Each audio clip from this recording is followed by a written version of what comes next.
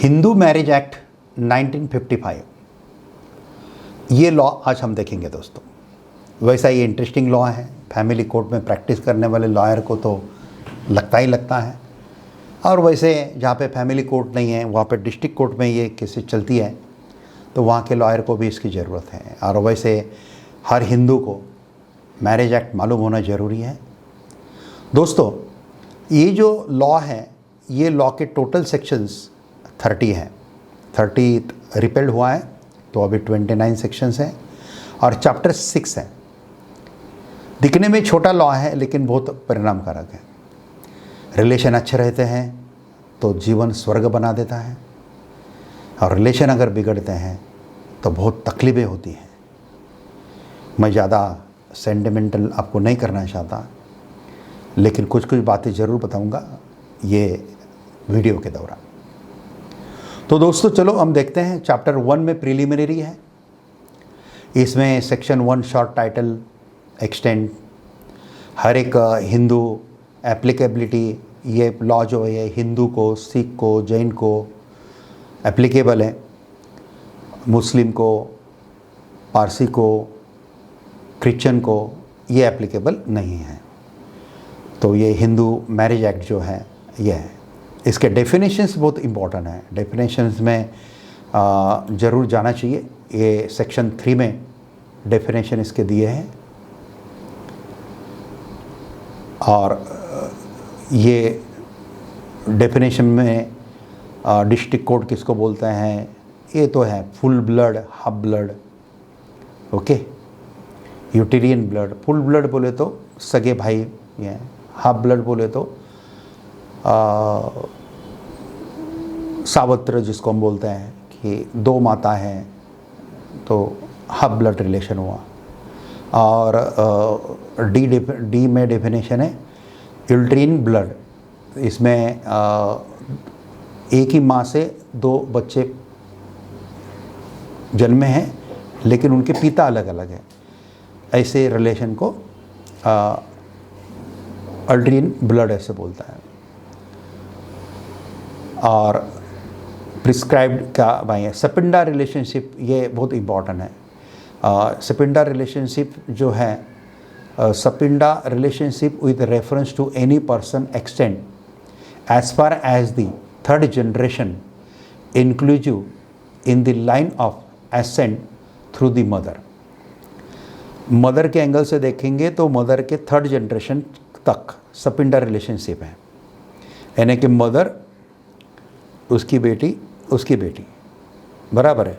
तो मदर की बेटियाँ या बेटे या उसके बेटे, इसमें किधर भी रिलेशन मैरिज का नहीं हो सकता, ऐसा यह है। लेकिन कस्टम अगर कुछ है तो हो सकता है, ऐसा आगे इस सेक्शन में दिया है। लेकिन फादर के साइड में ये 5 जनरेशन तक है, ये सपिंडा रिलेशनशिप है। प्रोहिबिटेड रिलेशनशिप वगैरह जो है ये भी दिया है। ऐसे सेक्शन जो है 5-6 ही पॉइंट हैं, सब सेक्शंस, लेकिन डेफिनेशंस दिया हुआ है। Then overriding effect of act ये दिया है। चैप्टर 2 जो है वो इम्पोर्टेंट है, इसमें हिंदू मैरिज के बारे में बताया है, conditions of a Hindu marriage. चलो थोड़ा सा जाते हैं उसमें अंदर। हिंदू मैरिज के बारे में जो कंडीशन है, तो 2 लोगों में मैरिज तब हो सकता है जब neither party has a spouse living at the time of marriage. तो जिसका शादी हुआ है, ऐसा लोग दूसरे आदमी के साथ मैरिज नहीं कर सकता। उसका अगर स्पाउस जिंदा है या लेडी का स्पाउस जिंदा है तो उनमें मैरिज नहीं हो सकता। At the time of marriage अगर एज कंप्लीट नहीं होता है, जितना लॉ में दिया है 21 years for male and 18 years for female, ये कंप्लीट नहीं है, अनसाउंड माइंड है, फोर्सफुली उसका कंसेंट लिया है, ऐसे कुछ जो है ये दिए हैं, ये मैरिज के लिए कंडीशंस हैं। गार्डियनशिप इन माय मैरिज, इसके बारे में दिया है कि father, mother, paternal grandfather, paternal grandmother, ये गार्डियन, इनका सपोर्ट चाहिए मैरिज को, गार्डियनशिप का। तो जनरली फिर शादी ब्याह में हमारे रीति रिवाज में कैसे हम हमारे रिलेटिव्स को इसको बुलाते हैं। फिर कुछ लोगों में प्रथाएं, मामा जी हाथ में लेके लड़की को लेके आते हैं, फेरे वगैरह जो बाहर के फेरे अंदर के फेरे ऐसे कुछ रहते हैं। सिरेमनी के ऊपर हम जाएंगे। तो गार्डियनशिप जो है सेक्शन 6 में दी है और सेक्शन 7 में सिरेमनी है। सिरेमनी में मेन जो है वो सिरेमनी जो है Hindu marriage may be solemnized in accordance with the custom, rites and ceremonies of either party thereto, where such rites and ceremonies include the saptapadi. Saptapadi को बहुत इम्पॉर्टेंट है। तो सेक्रेड फायर के पीछे सप्तपदी है और 7th चक्र जब पूरा हो जाता है सप्तपदी, तब मैरिज कंज्यूम हो जाता है। और कुछ वहाँ पे एक दूसरे के वादे देना, प्रॉमिसेस देना, ऐसा दिया है। तो ये बहुत ज़रूरी है। ब्राइड ग्रूम और ब्राइड जो हैं ये सप्तपदी जॉइंटली लगाते हैं। ये सप्तपदी कंप्लीट होने के बाद मैरिज इज़ कंप्लीट हो गया, ऐसा लॉ मानता है। रजिस्ट्रेशन ऑफ हिंदू मैरिज, ये रजिस्ट्रेशन आप हिंदू मैरिज का करना ज़रूरी है। और रजिस्ट्रेशन करके स्टेट गवर्नमेंट के गैजेट में जब वो पब्लिश होता है, तब ब्राइड ग्रूम को अगर नाम बदलना है तो वो अपना नाम, सरनेम वगैरह बदल सकती है। सॉरी, ब्राइड ग्रूम को भी बदलने का सिस्टम है, लेकिन भारत में खाली एक ही स्टेट मुझे मालूम है, आई थिंक नॉर्थ ईस्ट में है, शिलोंग उसका कैपिटल है। मेघालय स्टेट में थोड़ा सा फीमेल ओरिएंटेड वहाँ पे है। तो वहाँ पे ब्राइड ग्रूम जो है यानी कि वर वधू के घर जाता है, वर वधू का नाम परिधान करता है, ऐसे कुछ रीति रिवाज हैं। तो ये है, बाकी एक्सेप्शनल है। बाकी हर जगह पे वधू वर के घर जाती है, वधू वर का सरनेम ये करती है। और अभी फैशन है कि दोनों सरनेम रखते हैं। वधू जब उसका पुराना सरनेम, अभी का सरनेम, हुआ जो भी है वो आप रजिस्ट्रेशन करने के बाद ऑफिशियल गैजेट में पब्लिश होता है। Then your Aadhaar card, your voter ID, everything can be changed. Chapter 3 में जो है ये चैप्टर 3 में 2 सेक्शन इंपॉर्टेंट है, सेक्शन 9 एंड सेक्शन 10। सेक्शन 9 है रेस्टिट्यूशन ऑफ कंजुगल राइट्स। ये इसके एप्लीकेशन आप फैमिली कोर्ट में या डिस्ट्रिक्ट कोर्ट में डाल सकते हैं कि अगर कोई पार्टनर हस्बैंड वाइफ में का कोई छोड़ के जाता है, दूसरे तरफ रहता है, मायके जाता है, रूठ के जाता है, तो रेस्टिट्यूशन ऑफ कंजुगल राइट के अंडर एक पिटीशन फाइल किया जाता है और सामने वाले को रेस्टिट्यूशन ऑफ कंजुगल राइट के अंदर मना के लाने के यहाँ पे प्रोविज़न है। मैं खाली यहाँ पे बताना चाहता हूँ कि एक इन्फॉर्मेशन के लिए ज़रूर ये सेक्शन 9 के आगे मैं आपको ज़रूर बताऊँगा, लेकिन as a person, as a lawyer नहीं, लेकिन एज अ पर्सन बोल के मैं आपको इतना ही बोलूँगा कि जीवन बहुत ब्यूटीफुल है और ब्यूटीफुल बनाएंगे। हस्बैंड वाइफ के झगड़े जो होते हैं ना, झगड़े तो हर हस्बैंड वाइफ में होते हैं। मेरे शादी को मोर देन 33 ईयर्स हो गए हैं, झगड़े होते रहते हैं, लेकिन दोनों के बाहर झगड़ा जब जाता है ना, तभी ही ईगो का प्रॉब्लम आता है और तभी प्रॉब्लम का स्ट्रेसिंग होता है और फिर ये कोर्ट में आते हैं और फिर बहुत अननेसेसरी पश्चाताप दोनों पार्टी को होता है। तो वो अवॉइड करने के लिए दोनों में ही सेटल करने की कोशिश कीजिए, एक दूसरे का केयर लीजिए, एक दूसरे का रिस्पेक्ट कीजिए, एक दूसरे का पूरा आदर सम्मान कीजिए। मेरा एक अलग वीडियो है how to avoid matrimonial dispute, वो ज़रूर देखिए, तो आपके मैट्रिमोनियल डिस्प्यूट अपने आप ही अवॉइड हो जाएंगे, तो जीवन सुंदर रहेगा। हमने दोनों ने मोर देन 50 कंट्रीज़ विज़िट किए हैं, बहुत जीवन है, बेटा बेटी दोनों मैरिड हैं, लेकिन हमारा रिलेशन आज भी उतना ही ताज़ा है जितना मैरिज के बाद 1 साल में ताज़ा रहता है। तो जीवन ब्यूटीफुल है, जीवन ब्यूटीफुल बनाइए दोस्तों। तो यह है, इसलिए ये सेक्शन 9, 10 आगे जो मैं बता रहा हूँ, मैं जस्ट फॉर योर इन्फॉर्मेशन है, आपको किसी को इसमें जाने की ज़रूरत नहीं पड़नी चाहिए। और वैसा मेरे कोर्ट में तो ये ज़्यादा केसेस आते नहीं, खाली ट्रांसफ़र के केस आता है। मैं सुप्रीम कोर्ट में प्रैक्टिस करता हूँ, इसलिए मेरे पास एक स्टेट का दूसरे स्टेट में ट्रांसफ़र के केसेस आते हैं। और अपील में केसेस से मैट्रिमोनियल मैटर के बहुत कम आते हैं, जब मैक्स टू मैक्स वो हाई कोर्ट तक जाते हैं। बहुत रेयर केस सुप्रीम कोर्ट में अपील में मैट्रिमोनियल के मैटर आते हैं। लेकिन जो आते हैं वो हमको देखने पड़ते हैं, वो कोई प्रॉब्लम नहीं है। लेकिन ये मैरिज के गाइडेंस, रजिस्टर मैरिज कैसा करना, ये कैसा करना, ये गाइडेंस हम नहीं कर सकते।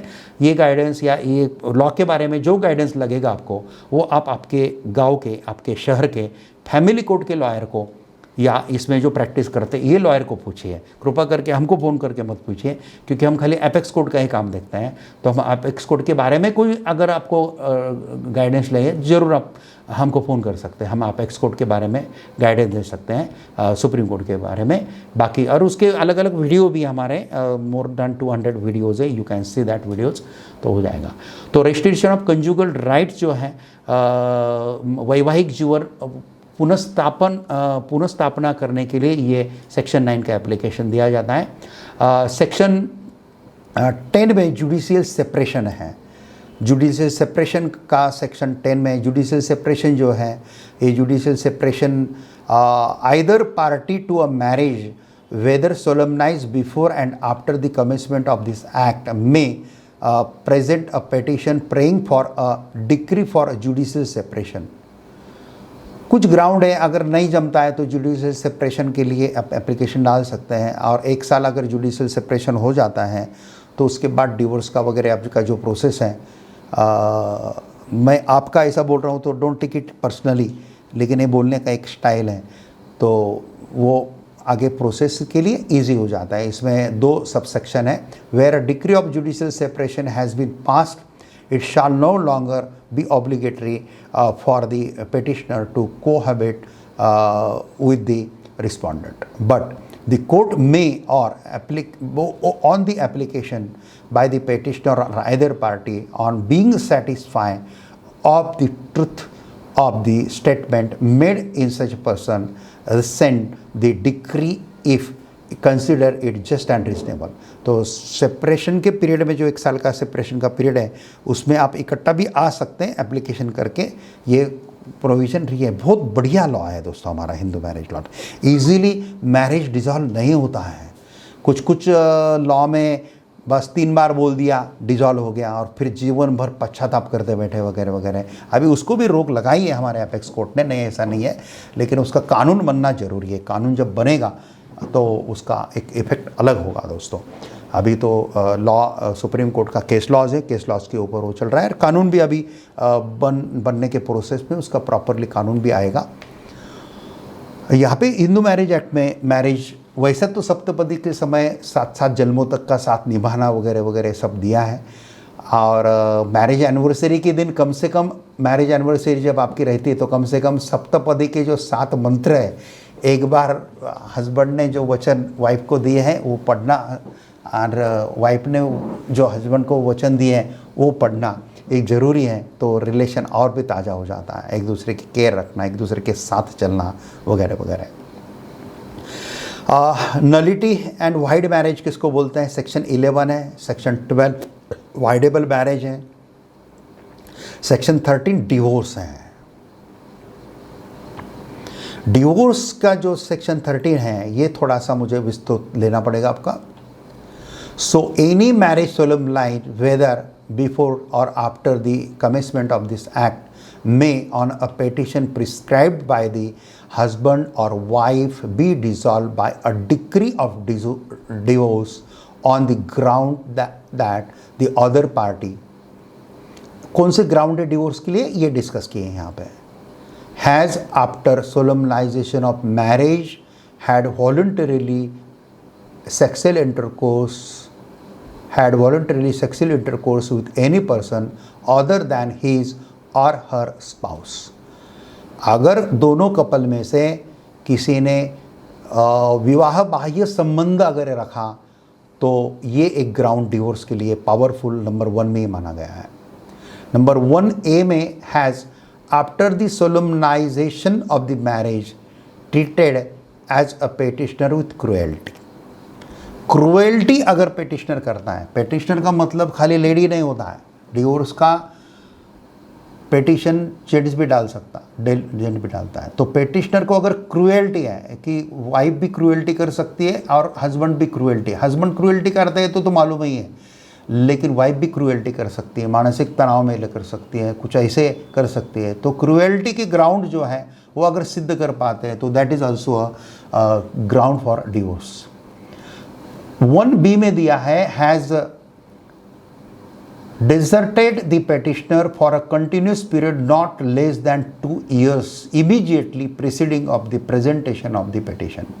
petition प्रेजेंट करने के बाद, petition फाइल करने के बाद 2 साल जो है ये petition फाइल करने के पहले अगर 2 साल से वो एक दूसरे को छोड़ दिया है तो वो भी एक ग्राउंड इसके लिए है। Has cease to be a Hindu और कन्वर्टेड टू अनदर रिलीजन, दूसरे रिलीजन में अगर वो गया है, दूसरे रिलीजन में उसने परिवर्तन किया है, दूसरा धर्म अपनाया है, तो ये भी एक ग्राउंड है डिवोर्स लेने का। Has cease to be a Hindu by conversion to another religion, दूसरे रिलीजन में जाता है। और 2 क्लॉज दिया है has been incurably of unsound mind incurably, जो क्यूअर नहीं हो सकता ऐसा अनसाउंड माइंड वगैरह ऐसे में जाता है, ऐसे कुछ होता है तो भी एक डिवोर्स के कारण बनते हैं। और भी है has been suffering from venereal disease is communicable form, has pronounce the word by entering into religious believe order, जिसको हम संन्यास लेना वगैरह बोलते हैं, ऐसा कुछ कारण हुआ है या है। और अ पर्सन हु बहुत अच्छा है ये 7 has not been heard of an alive for a period of 7 years, वो 7 साल तक गायब है कोई पर्सन और वो जिंदा है या नहीं है ये इन्फॉर्मेशन ही नहीं है, तो भी दूसरा पार्टनर वो ग्राउंड के ऊपर डिवोर्स मांग सकता है, डिवोर्स ले सकता है और उनको डिवोर्स मिल जाता है।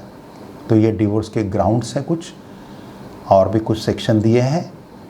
और सेक्शन 11A जो है alternate relief of divorce proceeding, divorce proceeding के लिए अल्टरनेट रिलीफ जो है इसके बारे में जो ये लेटेस्ट अमेंडमेंट है, लेटेस्ट बोले तो भी ये अमेंडमेंट 68 एक्ट है 1976 का, इसमें अमेंडमेंट 1976 में काफ़ी हिंदू मैरिज एक्ट में अमेंडमेंट हुए हैं।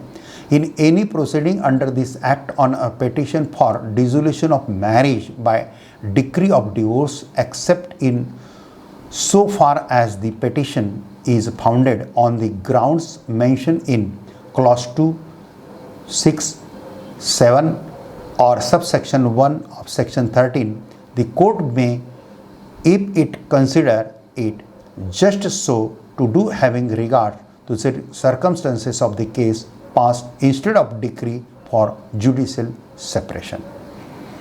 तो अगर उनको लगा तो डायरेक्ट डिवोर्स ना देते हुए जुडिशियल सेपरेशन का भी वो ऑर्डर पास कर सकते हैं या अल्टरनेटिव रेमेडी दे सकते हैं। और सही में जब ऐसा लगता है कि ये रिश्ता जुड़ ही नहीं सकता, ऐसे केसेस में ही ऑर्डर पास किया जाता है डिवोर्स का। याद रखना, डिवोर्स का ऑर्डर पास करते समय जज को भी अच्छा नहीं लगता है और कपल्स भी अपसेट होते हैं, लॉयर्स भी अपसेट होते हैं। ठीक है, सक्सेस हो गया, सब हो गया, लेकिन झगड़ा करके जो डिवोर्स होता है उसमें होता है। म्यूचुअल कंसेंट से जो डिवोर्स होते हैं ना, उसमें थोड़ा सा एक सम्मान रहता है दोनों का, दोनों फ्रेंड भी रहते हैं। जिस दिन म्यूचुअल कंसेंट से डिवोर्स फाइल करते हैं उस दिन भी वो साथ में खाना पीना खा सकते हैं ये। और म्यूचुअल कंसेंट से डिवोर्स जब हो जाता है तब भी वो साथ में रहते हैं, उसके बाद भी एक फ्रेंड बोल के वो कपल रह सकता है। इतनी अंडरस्टैंडिंग चाहिए। इसलिए डिवोर्स तो मैं रिकमेंड करूँगा ही नहीं, लेकिन अगर बाई चांस ऐसा अनअवॉइडेबल सर्कमस्टेंसेस हैं तो म्यूचुअल कंसेंट से करो, तो रिश्ते बचते हैं, रिलेशन ख़राब नहीं होते हैं और हम एक दूसरे के साथ जब भी याद आता है तो मिल सकता है, ये भी है। या नहीं मिलना है तो भी कटुता जो है एक दूसरे में नहीं रहती है। और सेक्शन 13B जो है डिवोर्स बाय म्यूचुअल कंसेंट जो है, मैं अभी बता रहा था, म्यूचुअल कंसेंट के लिए भी ये है कि खाली 1 साल का जुडिशियल सेपरेशन ज़रूरी है म्यूचुअल कंसेंट के लिए। अगर आप एक दूसरे से अलग रहते हैं तो 1 साल, या म्यूचुअल कंसेंट एप्लीकेशन फाइल करके फिर 1 साल आप एक दूसरे से अलग रहो और फिर आप वापस एप्लीकेशन कर दो कि हम इकट्ठा नहीं आए, हमको डिक्री चाहिए डिवोर्स का, तो हो जाता है। मेरी वाइफ फैमिली कोर्ट में लॉयर है, तो काफ़ी बातें मैं उससे सुनते रहता हूँ। मुझे पर्सनल एक्सपीरियंस नहीं है फैमिली कोर्ट में, लेकिन सुप्रीम कोर्ट में जो फैमिली कोर्ट मैटर आता है यहाँ पे अपीलेट में हम देख लेते हैं। लेकिन यह है, लेकिन उसमें बहुत उसका म्यूचुअल कंसेंट से डिवोर्स करते हुए होते हुए उसको जो हैप्पीनेस होता है मेरी वाइफ को, वो मैं दिखता हूँ। लेकिन जब झगड़े होते जब डिवोर्स होता है तो उसमें वो एक सैडनेस जो है, वो सैडनेस भी हमको दिखता है। तो इसलिए मुझे लगता है कि म्यूचुअल कंसेंट से डिवोर्स लेना चाहिए। तो म्यूचुअल कंसेंट डिवोर्स में थोड़े सा लॉ क्या बोलता है वो देखते हैं। इसमें सेक्शन 13B है और उसमें सबसेक्शन 1 है, subject to the provision of this act petition for dissolution of marriage by a decree of divorce may be presented to the district court और family court by both the parties to a marriage together, whether such marriage was solemnized before or after the commencement of this marriage law amendment in 1976 on the ground that, क्योंकि ये amendment 1976 में आया है mutual consent decree का, on the ground that they have been living separately for a period of 1 year or more, then they have not been able to live together and that they have mutually agreed that the marriage should be dissolved. And subsection 2 क्या बोलता है? On the motion of both the parties made not earlier than 6 months after the date of the presentation of the petition referred to in subsection 1 and not later than the 18 months after the said date, if the petition is not withdrawn in the meantime, the court shall, on being satisfied after hearing the parties and after making such inquiry as it thinks fits, that a marriage has been solemnized and that the amendment in the petition are true, pass a decree of divorce declaring the marriage to be dissolved with the effect from the date of the decree. तो ये है दोस्तों, तो 6 से 18 महीने के बीच में अगर आप वो विड्रॉ करेंगे तो ज़्यादा अच्छा है। और उसके लिए ही 1 साल का ये सेपरेशन का पीरियड है कि एक दूसरे की अच्छे जो बातें वो याद करो, ये करो। और काफ़ी कपल आ जाते हैं इकट्ठा, ये होता है। मेरे पास तो एक ट्रांसफ़र मैटर आया था सुप्रीम, ये 3-3, 4-4 केसेस ट्रांसफ़र के लिए आए थे। हमने वो ट्रांसफ़र मैटर लगा दिया और जज ने रिस्पोंडेंट का लॉयर जो था, मैं वाइफ के तरफ से था और रिस्पोंडेंट का लॉयर, मैं सुप्रीम कोर्ट की बात बता रहा हूँ आपको। रिस्पोंडेंट का लॉयर जो था, उन्होंने जिस दिन हमको ट्रांसफ़र ऑर्डर मिलने वाला था उसी दिन रिस्पोंडेंट का लॉयर बोलता है कि save marriage not save. Actually divorce का पिटीशन वगैरह रिस्पोंडेंट नहीं डाला था, हस्बैंड नहीं डाला था डिवोर्स का पिटीशन डालने के बाद भी वो सेव मैरिज वगैरह बोल रहा है। तो वो जज ने हमको पूछा कि are you ready for conciliation.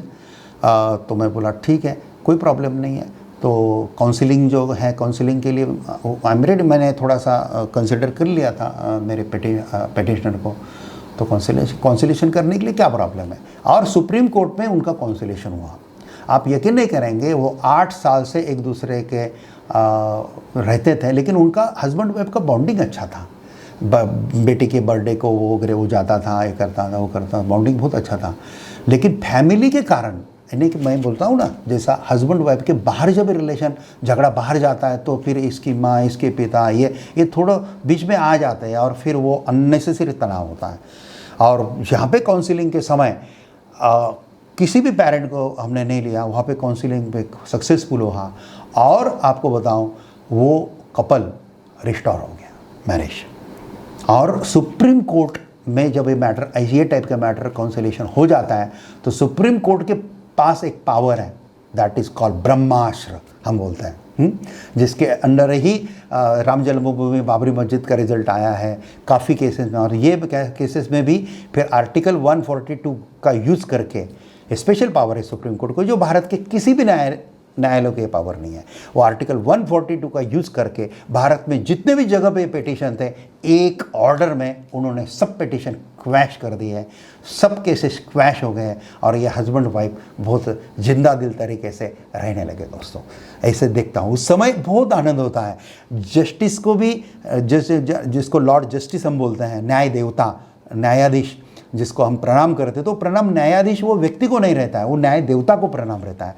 तो वो अब न्यायाधीश भी चेयर पे बैठते समय प्रणाम करके बैठते हैं, क्योंकि वो भी वो न्याय देवता की चेयर का रिस्पेक्ट करते हैं। ये अगर ऑब्जर्व करते हैं तो ये है। तो न्याय देवता यानी कि जजेस भी बहुत हैप्पी रहते हैं जब एक काउंसिलेशन हो जाता है, मैरिज से हो जाता है।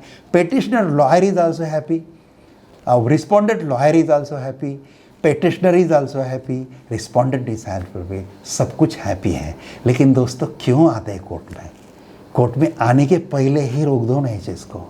खट्टे मिट्टे रिलेशन नहीं है, वो ऐसा ही रहता है, लेकिन वो एक दूसरे की केयर लेते हैं ना तो रिलेशन बहुत अच्छा रहता है।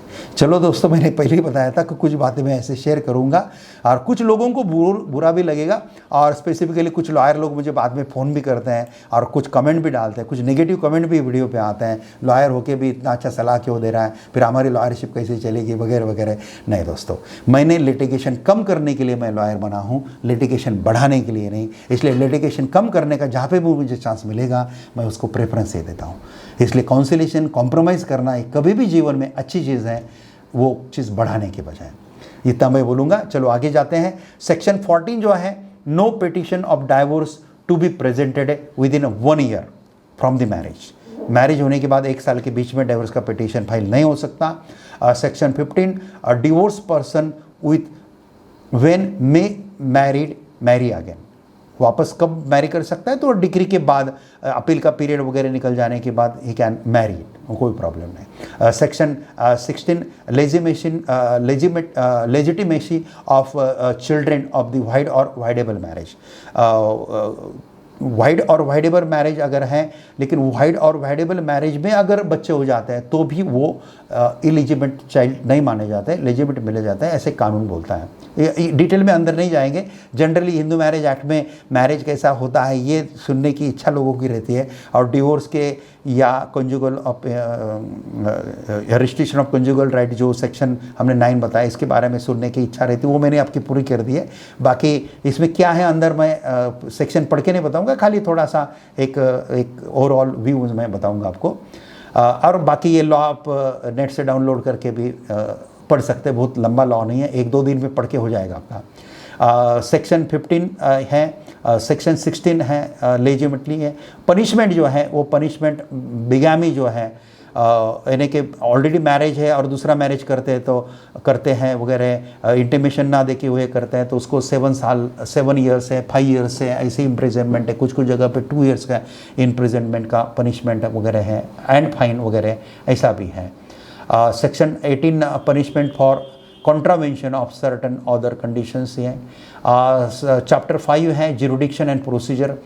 ये कहाँ पे फाइल हो सकते हैं केसेस वगैरह, उसके बारे में, जहाँ पे मैरिज कंज्यूम होता है, जहाँ पे लास्ट टाइम वो हस्बैंड वाइफ रहते हैं, ये बेटर प्लेसेस है। और जहाँ पे वाइफ अगर पिटीशन फाइल करते हैं तो वाइफ जहाँ पे रहती है वहाँ पे फाइल कर सकती है। जेंट्स को अगर ये पिटीशन फाइल करना है तो उसने रिस्पोंडेंट जहाँ पे, यानी कि वाइफ जहाँ पे रहती है वहाँ पे फाइल करना चाहिए, ये है। और ये आप ट्रांसफ़र भी करवा सकते हैं। ट्रांसफ़र एक डिस्ट्रिक्ट में है तो डिस्ट्रिक्ट कोर्ट इसको ट्रांसफ़र कर देता है, एक राज्य में ही है, एक डिस्ट्रिक्ट से दूसरे डिस्ट्रिक्ट में तो हाई कोर्ट से ये ट्रांसफ़र होता है, लेकिन एक राज्य से दूसरे राज्य में है तो इसका जुरिडिक्शन सुप्रीम कोर्ट है। ये सुप्रीम कोर्ट से सेक्शन 25 ऑफ CPC और CRPC का सेक्शन 406 है, इसके अंतर्गत ये केसेस ट्रांसफ़र होते हैं दोस्तों।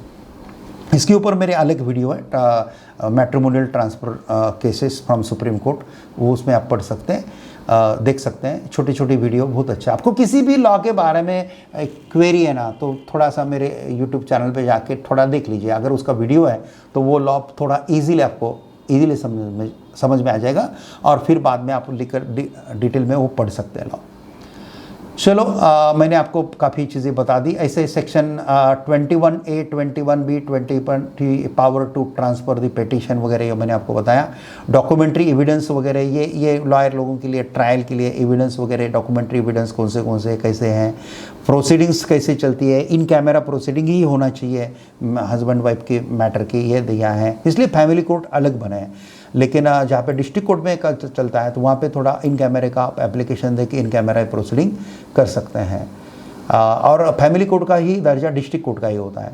डिक्री ऑफ प्रोसीडिंग्स जो है वो डिक्री ऑफ प्रोसीडिंग एक सेक्शन 23 है। 23A में relief of respondent in divorce on other proceedings, maintenance pending ये वगैरह उसके बारे में सेक्शन 24, 25 परमानेंट एलिमनी मेंटेनेंस ये 25 के सेक्शंस हैं। सेक्शन 26 कस्टडी ऑफ चिल्ड्रेन है।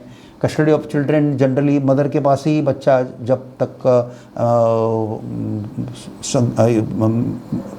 कंफर्टेबल एज का नहीं होता है तो वो कस्टडी मदर के हाथ में ही होती है और फादर के हाथ में, अगर मदर सक्षम नहीं है तो फिर फादर के हाथ में वो कस्टडी जा सकती है।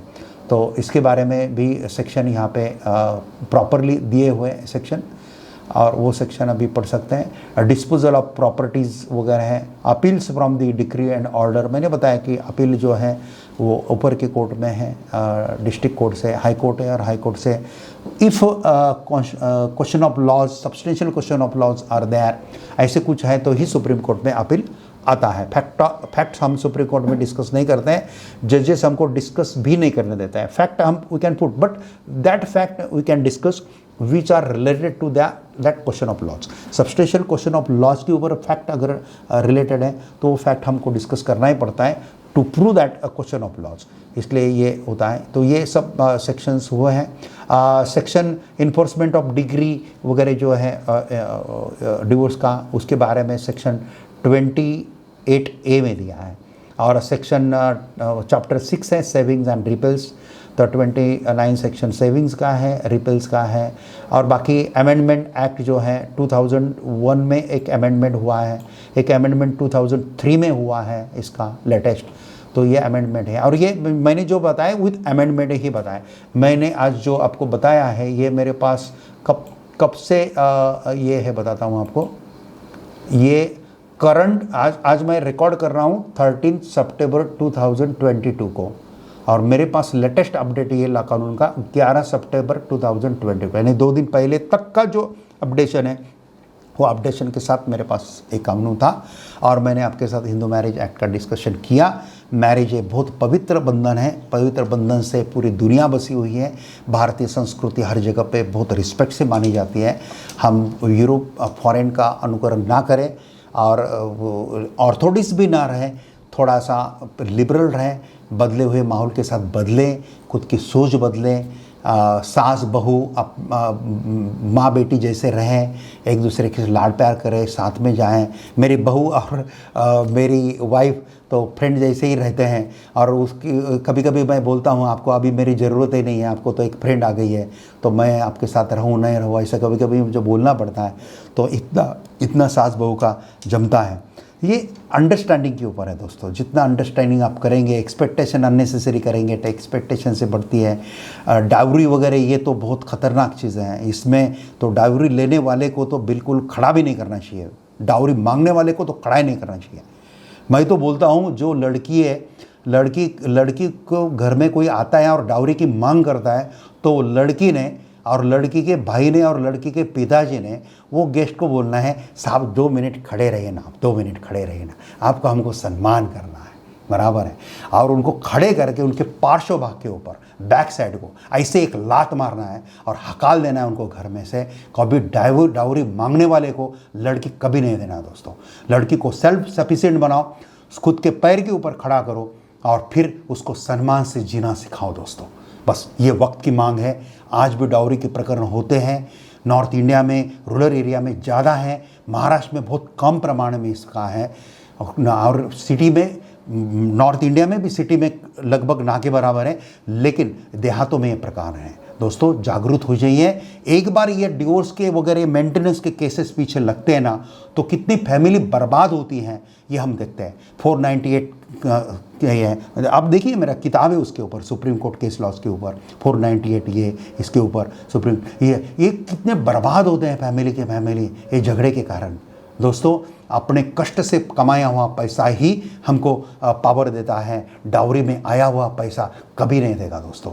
और जिस घर में स्त्री की इज्जत की जाती है, स्त्री चार रूप में स्त्री हमारे घर में रहती है, माता के रूप में बराबर है, बेटी के रूप में, पत्नी के रूप में और बहन के रूप में। ये 4 रूप में हम स्त्री घर में देखते हैं। किसी भी रूप में स्त्री का अगर घर में सम्मान होता है तो वहाँ पे समृद्धि आती है, वहाँ पे शांति बसती है, प्रोग्रेस होता है। तो कृपा करके डाउरी के चक्कर से निकले। जितने नौजवान मेरा ये वीडियो देख रहे हैं, सबको मेरा आह्वान है, अपने माँ बाप को समझाएं कि डाउरी ना मांगे ना दे और सम्मान के साथ जिए। दोनों पार्टी बराबर का खर्चा करके ये शादी सेलिब्रेट करे तो कोई किसी के ऊपर ऑब्लिगेशन नहीं करेगा।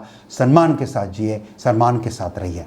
आज के लिए इतना काफ़ी है। जय हिंद, वंदे मातरम। Thank you very much.